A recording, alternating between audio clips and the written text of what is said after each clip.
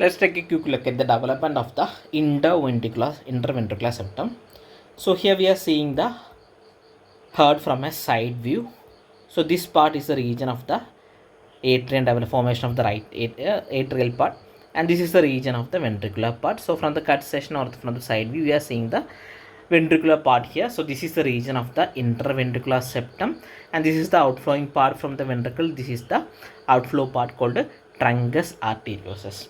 So with that knowledge, we are starting from here. On the lower part of the ventricular region, we can see thick cardiac muscle called trabeculae carneae. And here is the region of the interventricular septum, and there are different parts of the interventricular septum.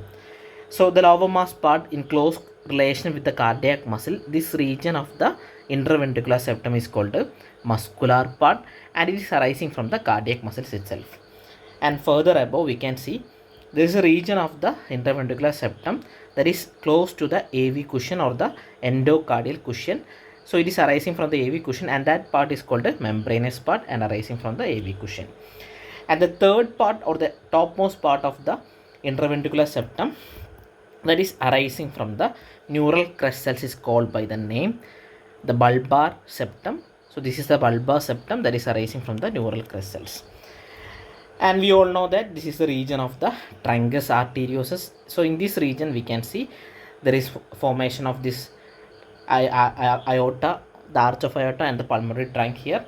And further, this region is the truncus arteriosus. Here also there is a development of another septum called a aortico-pulmonary septum, separating the arch of aorta and the pulmonary trunk.